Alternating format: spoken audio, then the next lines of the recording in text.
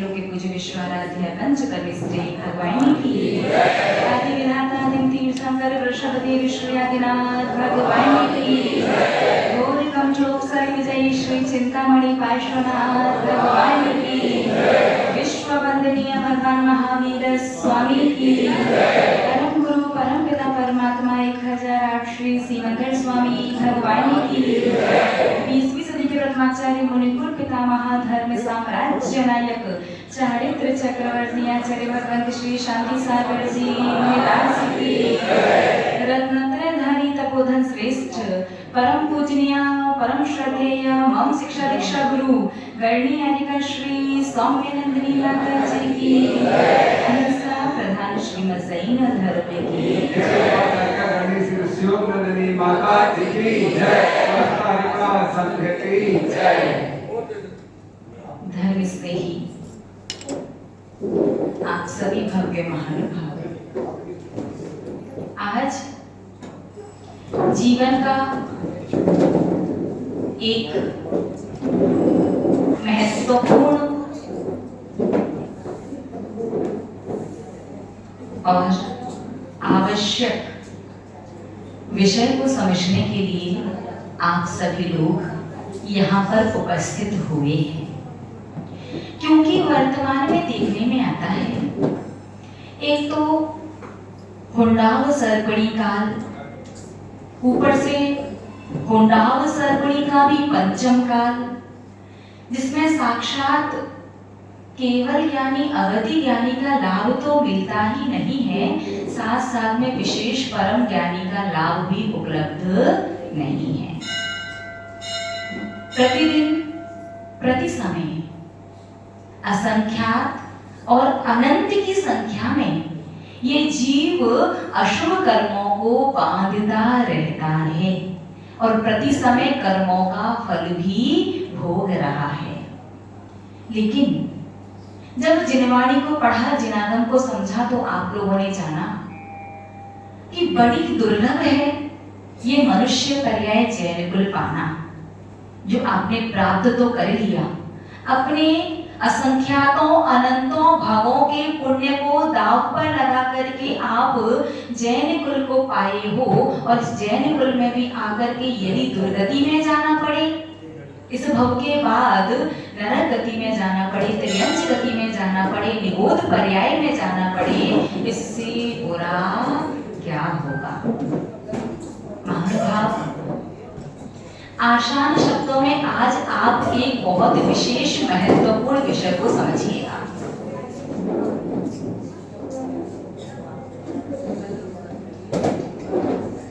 अपनी स्टूल और चेयर को एडजस्ट कर लो। अब जिसकी जहां हो गई वो आगे पीछे कहीं नहीं खिसकेगा, जो बाद में आए वो यहाँ वहां बैठ के एडजस्ट करेगा। ठीक है, सबका हो गया। बीच में थोड़ा सा स्थान छोड़ दीजिएगा ताकि जो आप वहां से निकल करके नीचे बैठने वाले हैं वो अच्छे से आगे आ सकें। हाँ, आराम से बैठ जाओ। हो गया?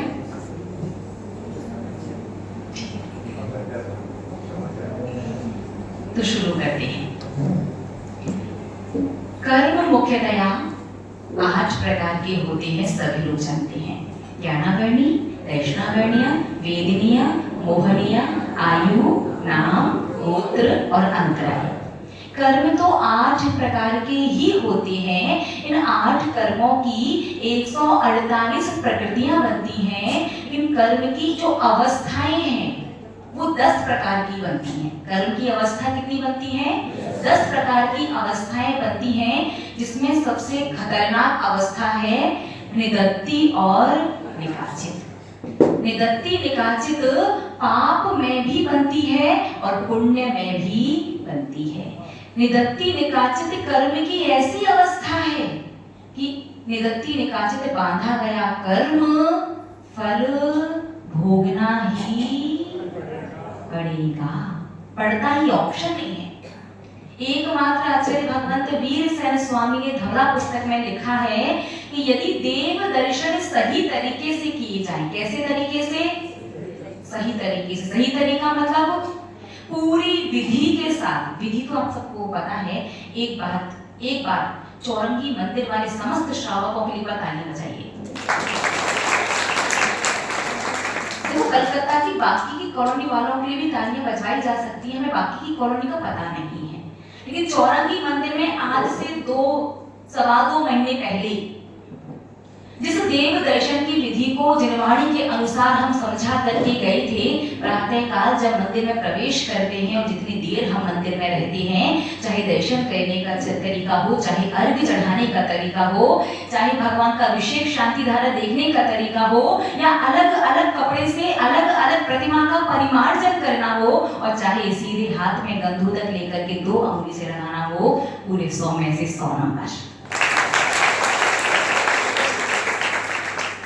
सच में मानना पड़ेगा चौरंगी वालों को कि अभी तक ना जाने आप लोग इतने अच्छे प्राणी कहाँ छुपे बैठे थे, और बाहर निकल करके आए तो ऐसे आए कि पूरे कलकत्ता को, पूरी दुनिया को दिखा दोगे कि चौरंगी वाले भी बहुत अच्छे और बड़े वाले धर्मात्मा हैं। क्योंकि जिनवाणी सुनना तो आसान है, सब लोग सुन लेते हैं, लेकिन उसे पूरी उसी तरह शब्द से शब्द तक, word to word, point wise follow करना उतना आसान नहीं होता। और माता जी सुनाया, आपने सुना, आगे बढ़ो नहीं। 2 महीने बाद हम यहाँ आए हैं और 2 महीने बाद भी हम आपकी विधि को वैसा ही देख रहे हैं जैसा माँ जिनवाणी में लिखा है, हमने आपको बताया है। इसका मतलब 2 महीने आपने पूरा उस विधि को किया है, तभी आज वो आपके अंदर दिखाई दे पा रही है। बहुत अच्छे श्रावक हैं। कलकत्ता की बाकी की कॉलोनी वाले जो है वो भी शायद पूरी विधि को अच्छे से फॉलो करते होंगे, लेकिन उनकी कॉलोनी से आने के बाद दोबारा हम गए नहीं है तो हमें पता नहीं है। बाकी के लोग बुरा नहीं मानिएगा, ठीक है।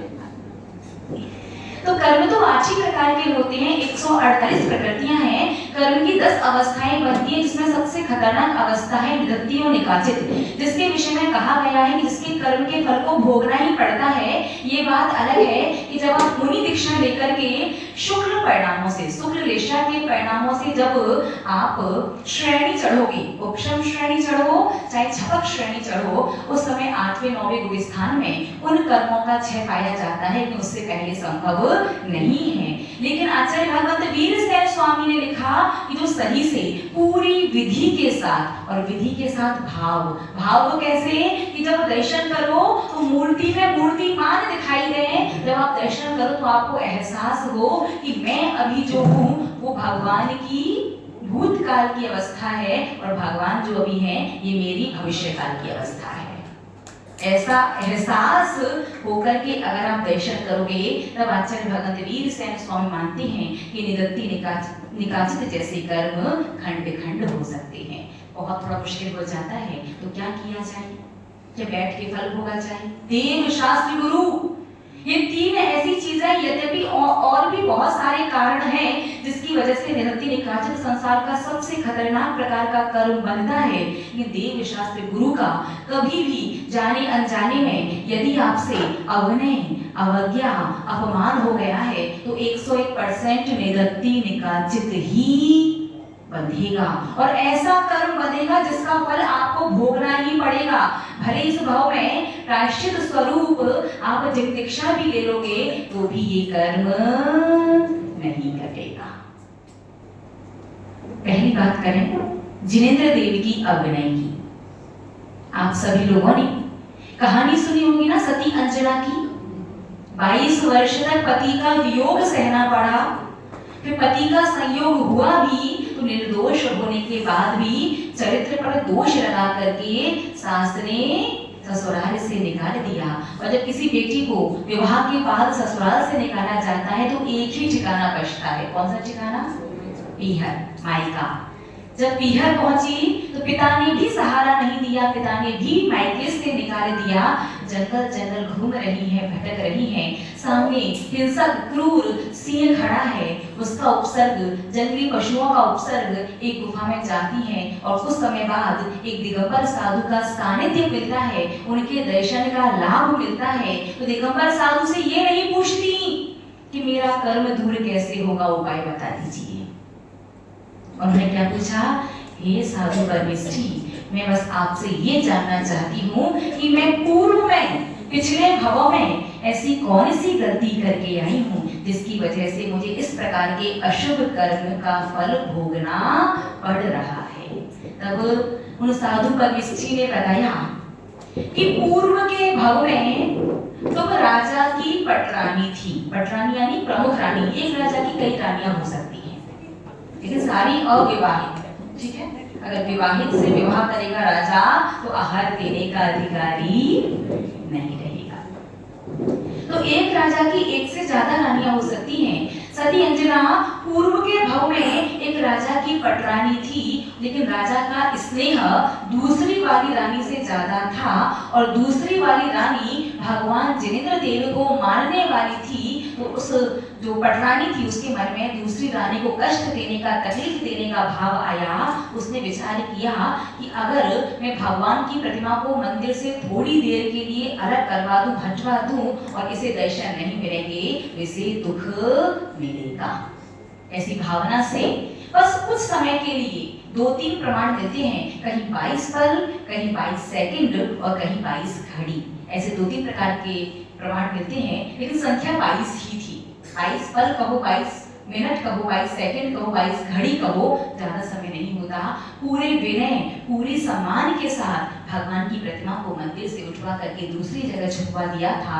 वो दूसरी रानी दर्शन करने आई, भगवान की प्रतिमा को वेदी पर नहीं देखा, अपार कष्ट हुआ, वापस चली गई। उतनी देर में एक आरिका माता जी आहार करने के लिए राजभवन में आती हैं। जब मंदिर को खाली देखती हैं, वो पूछती मंदिर खाली क्यों है। जब उन्हें पता चलता है कि पटरानी ने भगवान की प्रतिमा को अलग करवा दिया है, वो संबोधन देती हैं, उसे समझाती हैं कि ऐसा कार्य नहीं करना चाहिए, उसे पश्चाताप होता है। पूरे उत्सव के साथ, महोत्सव के साथ वापस भगवान जिनेंद्र देव की विनय के साथ प्रतिमा को विराजमान करवाती है। वो पटरानी प्रायश्चित लेती है, बाद में जिन दीक्षा भी अंगीकार करती है, लेकिन फिर भी भगवान की अग्नि अवज्ञा अपमान तो नहीं किया था ना, लेकिन निमित्त किसे बनाया?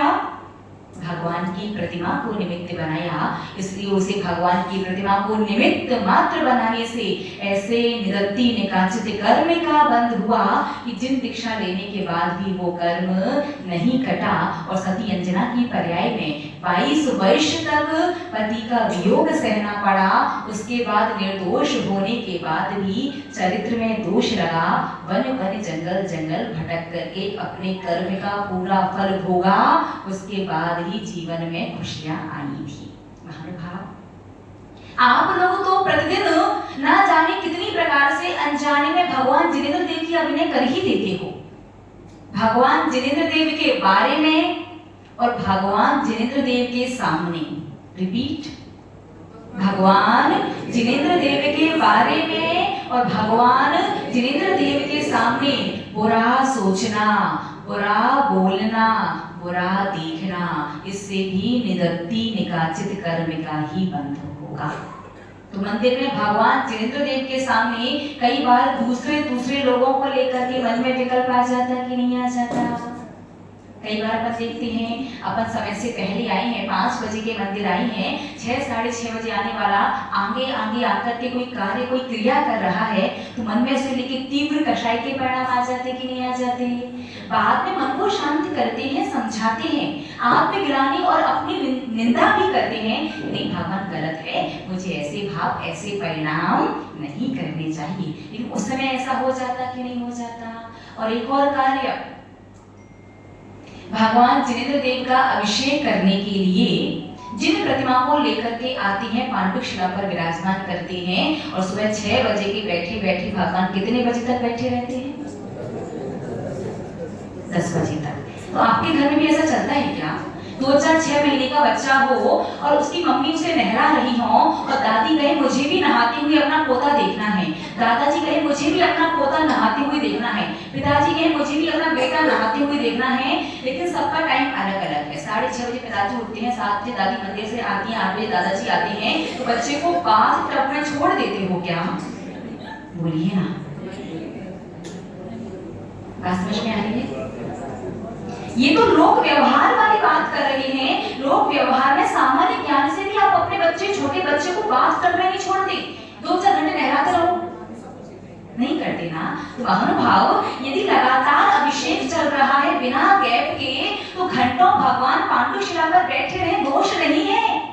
लेकिन एक बार बैठे और जिसने विराजमान किया वो घर चला गया, अब कोई 15 मिनट बाद आ रहा है, कोई आधा घंटे बाद आ रहा है, पता नहीं क्या चल रहा है। कल भगवान बैठे बेचारे गिरे पांडु शिला पर, क्योंकि वो तो मोक्ष पर जाकर के विराजमान हो गए, उनकी प्रतिमाएं कुछ भी करो, कुछ भी नहीं कर सकती।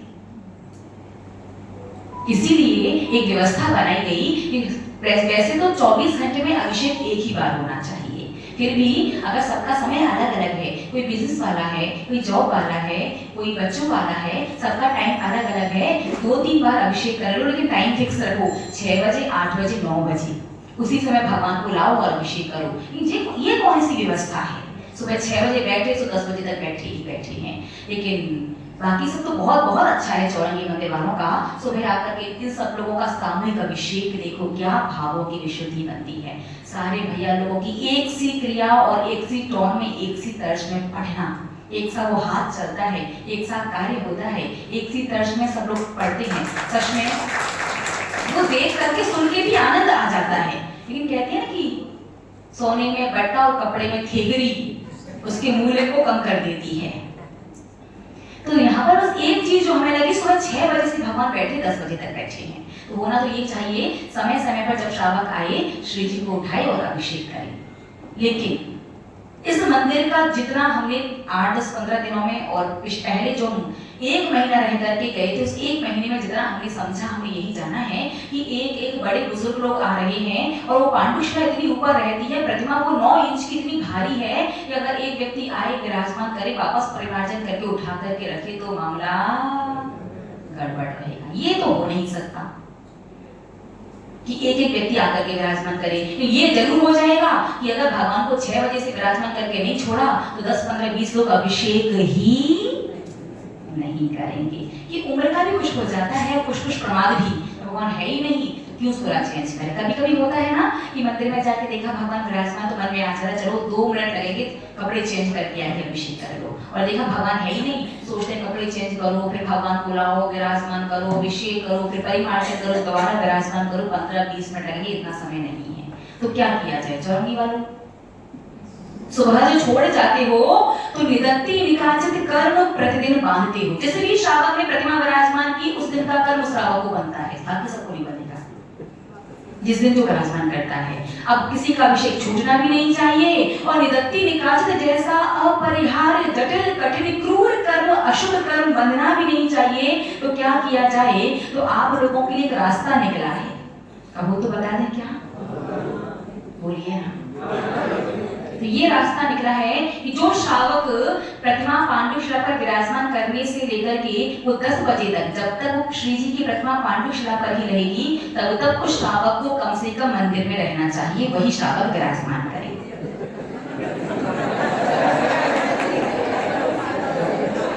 अरे तो इसमें कम से कम थोड़ा बहुत दोष, देखो थोड़ा तो दोष लगेगा, भगवान घंटों बैठे हैं, लेकिन वो निदत्ति निकाच वाला कर्म नहीं बनेगा, वो गली निकली है। और ऐसा हो सकता है कि आपके मंदिर में शायद एक पुजारी है, अरे रे, इससे वार्तालाप का मौका चाहिए होता है आप लोगों को, है ना? आप लोगों के मंदिर में पुजारी है शायद, है ना? आपके मंदिर में पुजारी है ना? वो 10 बजे तक रहता है ना? नहीं रहता? तो उसी से विराजमान करवा दो बड़ी वाली भगवान। वो तो 10 वो नहीं करता, अरे आज गब्बर भैया नहीं किया, गब्बर भैया, और कल आपके वो क्या नाम है उनका, मंत्री जी, अरे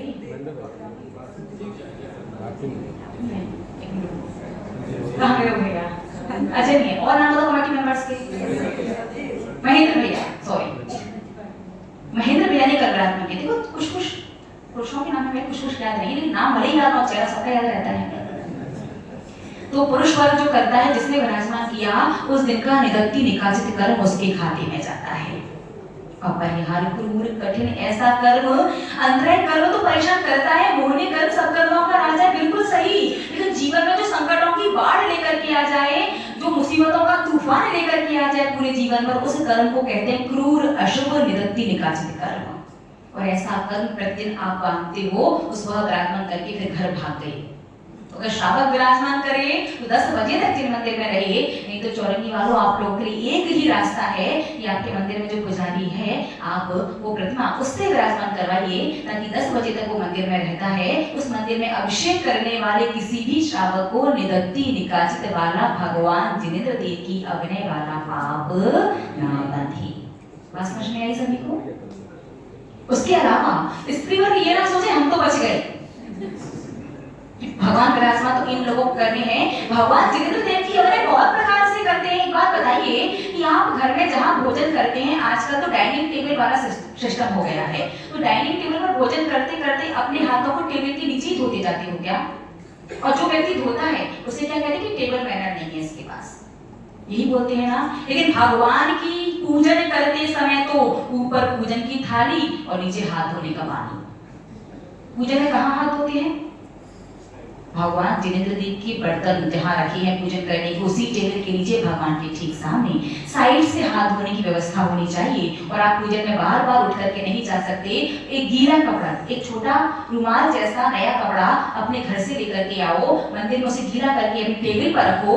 जब भी लगे कि हाथ वगैरह अशुद्ध हो गए हैं, उस गीले कपड़े से अपने हाथ पोंछते रहो। इस प्रकार से आप भी निदत्ति निकाचित जैसे अशुभ कर्म के बंध से भगवान जिनेंद्र देव की अभिनय अवज्ञा अपमान से बच सकते हैं। और भी बहुत सारे कारण हो सकते हैं। आप समझ गए ना कि छोटी छोटी, ये तो बहुत छोटी सी बात है। सबसे बड़ी परिभाषा हमने आपको दे दी भगवान जिनेंद्र देव के बारे में, और भगवान जिनेंद्र देव के सामने बुरा सोचना, बुरा बोलना और बुरा देखना, इनसे भी क्रूर अशुभ निदत्ति निकाचित कर्म का बंध होता है। और ऐसा तो होता ही, बोलिए ना, श्रावक के साथ ऐसा होता ही रहता है। कभी किसी का धक्का लग गया तो विकल्प, आपकी जगह पर कोई बैठ कर रजिस्ट्री सिस्टम चलता मंदिरों में, वो पेपर वाली रजिस्ट्री नहीं है लेकिन शब्दों वाली है, जो 2 4 6 महीने साल 2 साल से आ रहा है कोई व्यक्ति मंदिर डेली, और वो जिस जगह पर बैठता है, किसी दिन वो व्यक्ति लेट भी हो जाए और दूसरा व्यक्ति पहले आने वाला उस जगह पर बैठे के तो दिखाए। अच्छा, इस मंदिर में चलता है क्या?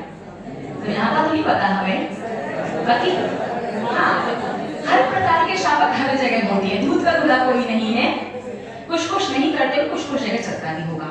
इन सारी चीजों से भी है ना, वो क्रूर अशुभ निदत्ति निकाचित ही बनता है। आप तो बस इतना समझ लो, जीवनों में संकट नहीं चाहिए हो, मुसीबतें नहीं चाहिए हो, और सबसे बड़ी बात, अगर आपके सुख में रोड़ा रुकावट नहीं चाहिए हो। सुख मतलब पैसा तो बहुत है, संपत्ति बहुत है, बड़े लग्जरियस टाइप चीजें, बढ़िया घर बना है, 50 नौकर चाकर, बढ़िया डल्लक का गद्दा, एसी कमरा, बढ़िया गाड़ी, लेकिन गाड़ी में बैठते ही चाहे जब एक्सीडेंट कुछ लगा रहता है, डल्लक की गद्दे पर नींद नहीं आती, भोजन करो तो दांत साथ नहीं देते, दांत साधते हैं तो आंत नहीं पचाती, आंत पचाए तो बाहर नहीं निकलता, वो सब कुछ चल जाए तो कोई ना कोई रोग बीमारी। घर में सब में आपस में मन प्रेम तो बहुत है बाहर वाला, लेकिन मन प्रेम नहीं है।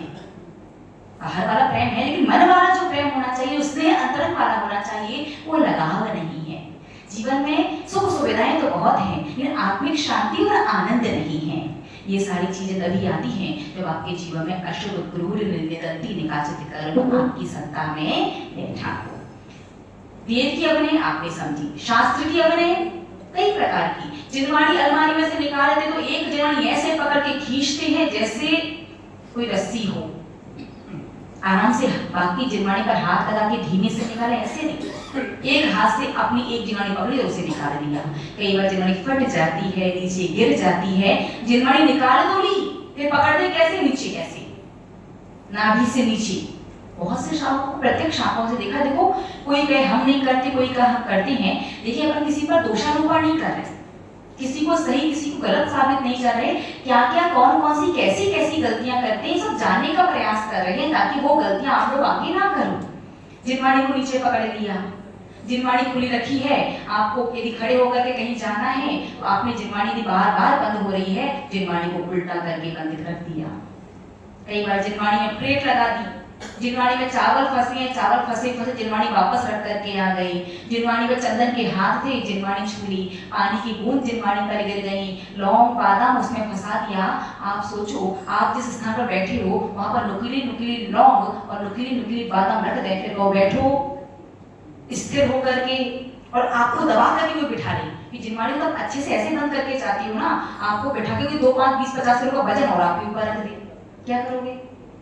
कितनी देर बैठ पाओगे? और आप तो सामान्य मनुष्य हैं। सोचो, मां जिनवाणी भले ही वो सजीव नहीं है, लेकिन भगवान जिनेंद्र देव की साक्षात वाणी, उनकी दिव्य ध्वनि, उनका उपदेश है तो उस कागज में लिखा है। आप स्वप्न में भी विचारों के माध्यम से उसकी अभिनय नहीं कर सकते, किसी न किसी प्रकार की होती ही रहती है। सेठ भूति मुनिराज की कहानी पढ़ लेना। जब वो राज्य अवस्था में थे, पूजन कर रहे थे, 12 बूंद पानी की जिनवाणी पर गिर गई थी। किसी विशेष राज्य कार्य से जाना पड़ा, उस पानी की बूंदों को पहुंचना और सुखाना भूल गए, तो ऐसा कर्म उदय में आया कि उसी भाव से उन्हें मोक्ष जाना था, लेकिन दीक्षा लेते ही सारा ज्ञान भूल गए। प्रकांड विद्वान राजा दीक्षा लेते ही सारा ज्ञान भूल गया। 12 साल तक गुरु पूरे दिन पूरी रात से मृमो अरिहंताड़म मृमो अरिहंताड़म मृमो अरिहंताड़म णमोकार मंत्र ही सुनाया करते थे, याद करवाया करते थे। वो भी याद 12 वर्ष तक सोचो णमोकार मंत्र याद नहीं हुआ। तो गुरु ने कहा तो समास भिन्नम, 2 शब्द याद कर, तो समास और भिन्नम। ये भी जब आहार करने गए, आहार करके लौटे, ये 2 शब्द भी भूल गए। वो तो एक दादी अम्मा जी को एक तालाब के किनारे उड़द की दाल धोते देखा, और पहले के लोग आपस में बात भी संस्कृत में किया करते थे। तो महाराज ने पूछा, अम्मा जी क्या कर रही हो? तो अम्मा जी ने कहा, महाराज जी तो समास भिन्नम, दाल और छिलका अलग अलग कर रही हूँ। और बस वो शिव भूति मुनिराज पेड़ के नीचे बैठ गए। उन्हें लगा गुरु के पास तक जाऊंगा, दोबारा भूल जाऊंगा, गुरु कहेगा कैसा शिष्य है। 12 वर्ष में णमोकार मंत्र तो छोड़ो, एक छोटा सा सूत्र भी याद नहीं हुआ। पेड़ के नीचे बैठे, तुस्मास भिन्नम तुस्मास भिन्नम, जैसे दाल और छिलका अलग है, वैसे ही मेरा शरीर मेरी आत्मा अलग अलग है। और भेद विज्ञान के माध्यम से केवल ज्ञान प्राप्त हो गया, लेकिन केवल ज्ञान के पहले तो पानी की बूंदों का कर्म का फल उन्हें भोगना पड़ा। और आप लोग तो ना जाने कितनी प्रकार से जिनवाणी की अवनय अवज्ञा कर देते हो। जिनवाणी फट गई है तो ये फटी जिनवाणी यूज करते रहोगे, इतना बुद्धि इतना विवेक नहीं लगाओगे कि कल कुछ चुपकाने की व्यवस्था लेकर के आ जाए और चुपका दे। हम क्यों चुपकाएं भाई? मंदिर कमेटी ने जिसे व्यवस्था दी है वो करे, वो कर रहा है, जो कर रहा है वो उसकी खुशी है। मंदिर कमेटी ने व्यवस्था सौंपी है, वो उनका व्यक्तिगत है। लेकिन आप यदि उस जिनवाणी को पढ़ रहे हो तो क्या उस माँ जिनवाणी के प्रति, आपकी माँ के प्रति, आप उसकी संतान, आपका कोई कर्तव्य नहीं है क्या? तो फटी जिनवाणी, एक छोटा सा जिनवाणी को चिपकाने के लिए एक टैप, एक छोटी सा सीजर, एक कैंची, एक कोई भी ग्लू या गम अपनी जिनवाणी वाले बैग में रखो। जिस दिन फटी जिनवाणी हाथ में आ जाए, पढ़ने के बाद उस जिनवाणी को अच्छे से चिपका करके मंदिर में व्यवस्थित रख करके आओ।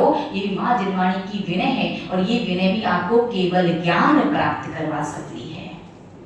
और जब आपने पढ़ा, अपना काम बनता और कहाँ जाए? स्वर्ग में जाए जनता। अपना पढ़ा, जिसकी फटी है, जिसे चिपकाना हो चुका, जिसकी व्यवस्था, जिसकी जिम्मेदारी वो करे, अपन क्यों देखें?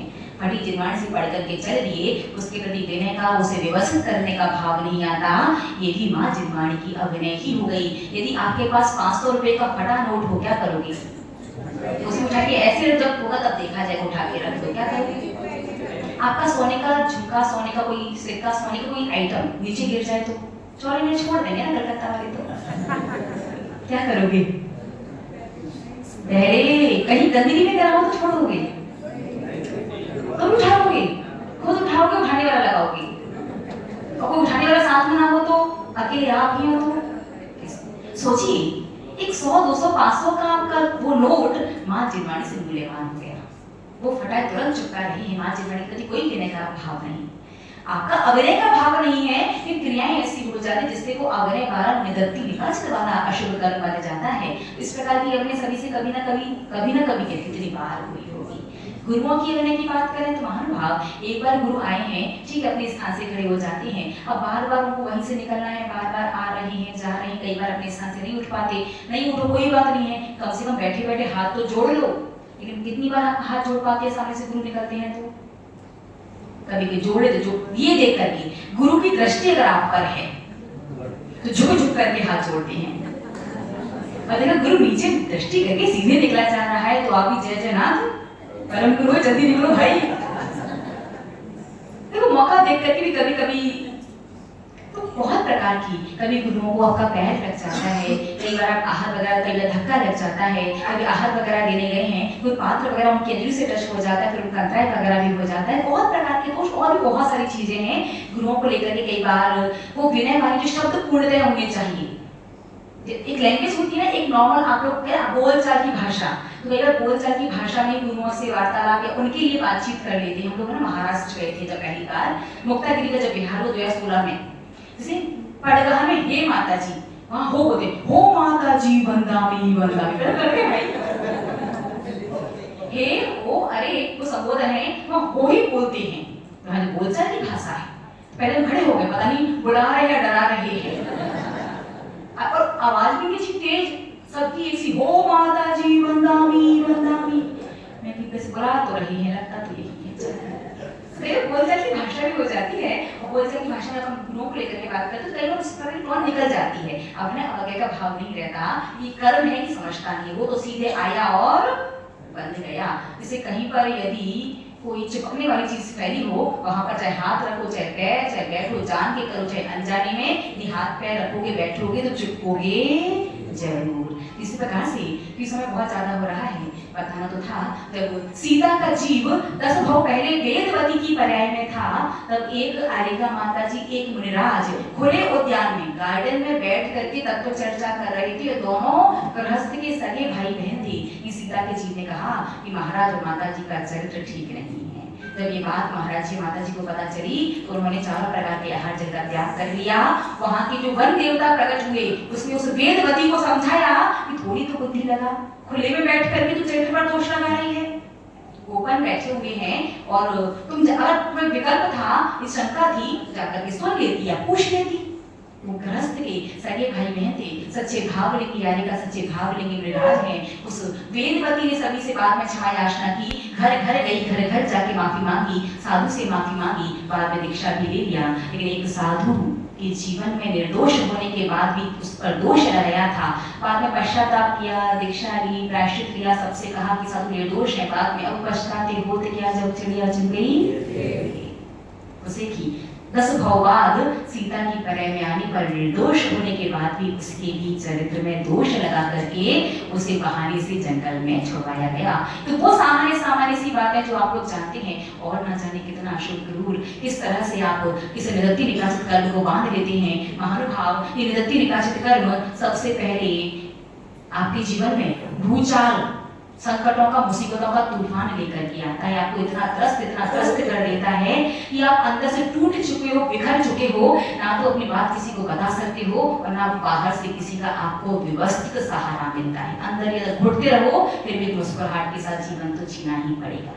यहाँ से गए भी तो नरक इत्यादि दुर्गति में जाना पड़ता है, वहां से निकले तो क्रूर तिर्यंच पर्याय में जाओ, फिर वहां से फिर पुनः नरक में जाओ, वहां से निकलो मनुष्य पर्याय प्राप्त हो भी जाए तो कुष्ठ, अशुभ शरीर, विकलांग, हीनांग, अधिकांग, दुर्गंध शरीर से आ रही है, इतनी अपार वेदना शरीर में कि बर्दाश्त से बाहर है, फिर भी जीवन आपको पूरा जीना पड़ता है। कभी सूअर की पर्याय में, कभी भैंसा के में, कभी अंधी हथनी की पर्याय में, कभी लगड़ी घोड़ी की पर्याय में, ना जाने किस किस की कैसी कैसी पर्यायों में जाना पड़ता है।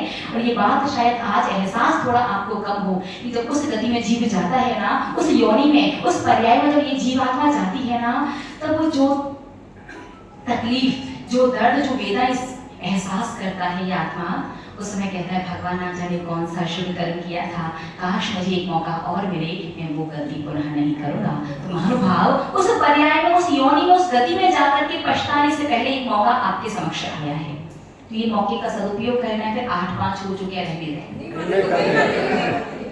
मौके का सदुपयोग करना है या उन ओहो लेकर के आएगा यार, जब उस गति उस पर्याय में जाकर के इंतजार करना उस कर्म का उदय आने तो झेलेंगे भोगेंगे फिर देखेंगे। बोलिए ना, अरे बोलिए ना, मौके का सदुपयोग या फल का वेट। सदुपयोग करना है, सबको करना है, अच्छे से सोच लिया है, पक्की बात है तो ठीक है। तो उसके लिए आपको 2 काम करने होंगे, एक प्रायश्चित मिलेगा सो मिलेगा, साथ ही साथ में दूसरा कल आपको सुबह 7 बजे आना पड़ेगा। कल कितने बजे? कल संडे है। क्यों आना पड़ेगा, क्या रीजन है, हम अभी बताते हैं विस्तार से। 2 मिनट का समय लास्ट है। महानुभाव, आप जो भी द्रव्य लाए हैं अपनी अपनी द्रव्य लेना, अड़ोसी पड़ोसी के जो आपके रिश्तेदार रहते हो और एक ही परिवार के हो तो द्रव्य ले सकते हैं, लेकिन जिससे रिश्तेदारी ना हो, ब्लड रिलेशन ना हो, जो एक ही परिवार के ना हो, उनसे द्रव्य नहीं ले सकते, मंदिर की द्रव्य नहीं ले सकते, अपनी अपनी ही द्रव्य ले सकते हैं। अपनी अपनी द्रव्य ले लीजिए शिष्टता के साथ। कितनी भी कम से कम 2 तो लेनी, बाकी जितनी ले लो। अरे क्या बात है, राना देखिए ना, श्रीमती जी है, दे दीजिए। बादाम तो होनी चाहिए वैसे। हाँ। ऐसा भी हो गया क्या? हाँ। पैसे है, पैसे तो पैसे देंगे, इसके बाद एक्स्ट्रा उसको दे दो ताकि वो द्रव्य आपकी ही है। अरे वो दे दो।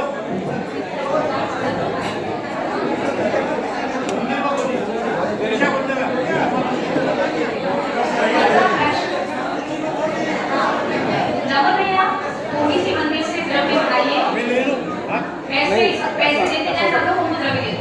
श्रीवर बोला नारियल चौकी मंदिर में मंगाओ फटाफट से।